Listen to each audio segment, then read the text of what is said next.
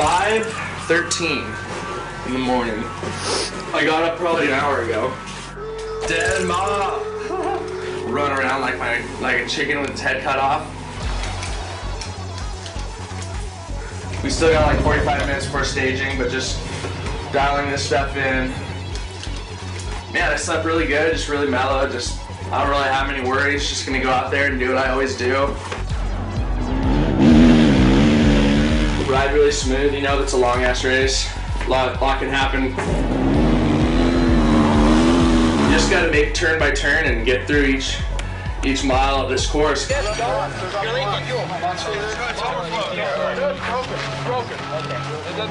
Stabilizer's broken too. You can't win it in the first section, or you can't win it in a small section, but you sure as hell can lose it. Well, when I low sided, I smashed down my face like that. But still, it's the Baja, and anything can happen, and things do happen, and a lot of times you gotta overcome some pretty crazy things. But let's hope it's one of those smooth days. We always hope for that. But I plan for the worst. Professional motorcycle riders, best friends, and Baja champions. Kendall Norman and Quinn Cody have just completed a 12-day, 2,800-mile dirt bike adventure down and back up the Baja Peninsula. This marathon trip was not just a fun ride, but a cool way to prepare and condition for an even bigger Baja adventure. The boys are now done chasing summer, and it's time for the defending Baja 1000 champions to get back to business.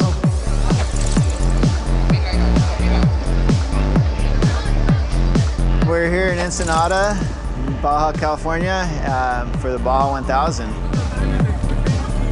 The endless summer trip kind of came about as in search of an adventure, and to kind of kickstart our training for the 1000.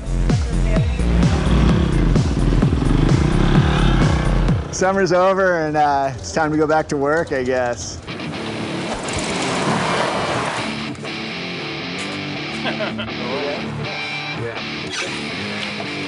Yeah, we had a great time, rode a lot of miles, had a really fun time, and now, but you know, this is really serious. And we come down, we have a job to do. If we're able to win tomorrow, the team, it's gonna be 15 wins in a row for Honda. That's a true testament to the Honda product and the brand and how durable the product is.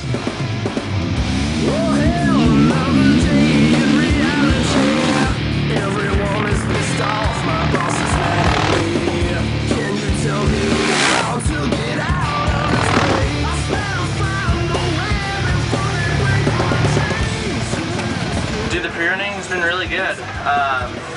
Crazy weather, I gotta say.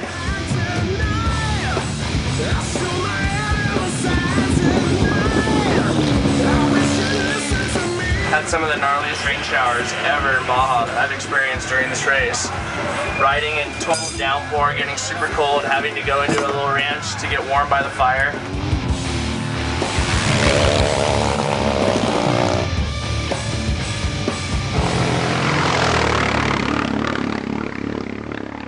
You know, the rain definitely adds an element of, you know, a little bit closer racing. Maybe the dust's not going to linger as much. And the course actually gets a little more chewed up when they pre-run in the rain. It kind of gets square edged, and so that'll just make it a little tougher. Basically, Baja got so much rain. The dirt is so good, and I like to keep my tires fresh.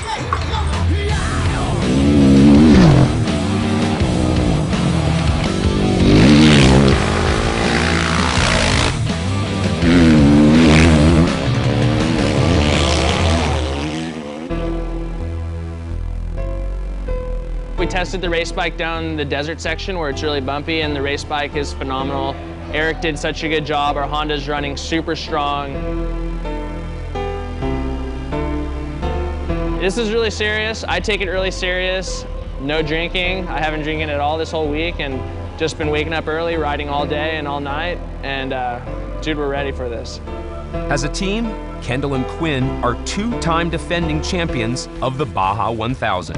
The 2011 running would be a 700-mile loop race, starting and stopping in Ensenada, and the heavy recent rains would make the course one of the toughest in years. The loop races are tougher because the courses get more beat up. we race these courses up in northern Baja a lot more than the ones down south.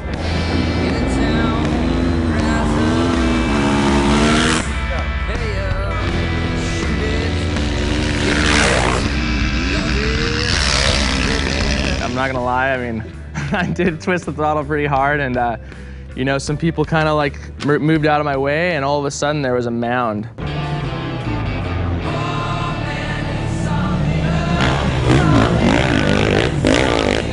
When the bike hit the mound, it like scrubbed it, the gnarliest low side ever. And the bike hit the ground, and then the clutch lever came in and bit my hand, and then my face just went head, like just straight on, like a heavyweight boxer blow right to my face.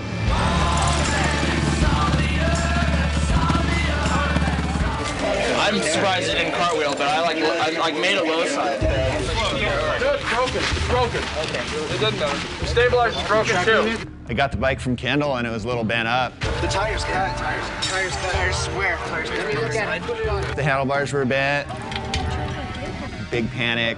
Everybody was checking the bike over, making sure that, you know, there was no leaks, no broken radiators or bent exhaust pipes or anything.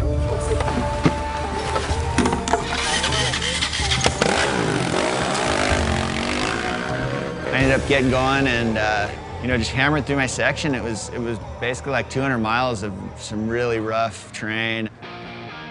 Kendall would crash the bike just before the 200-mile mark, creating quite a scare. However, Quinn Cody would take over the ride and tear up the next 200 miles through San Felipe, cementing a solid lead over the second-place bike from Team Kawasaki.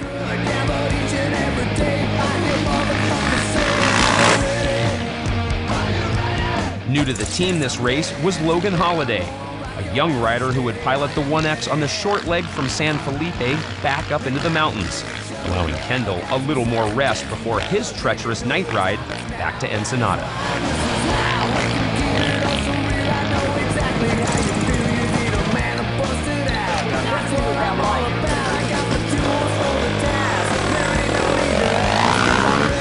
After just over 14 hours, Kendall Norman emerged from the darkness and re-entered the streets of downtown Ensenada.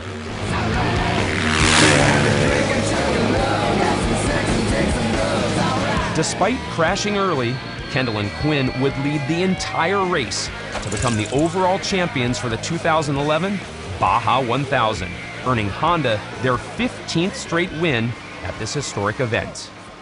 You know, it was just a really tough day. You know, Baja had its moments with me today, and it didn't make it easy, I gotta say that.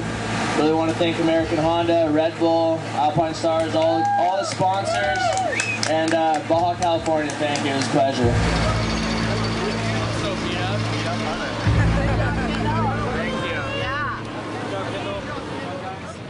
Kendall and Quinn might be the best of friends. However, 12 days of surviving the Baja can break down even the strongest bonds. It's about not being stupid. Oh, here we go. Kendall's having a meltdown. Next time on Chasing Summer, the defining moments from this epic trip.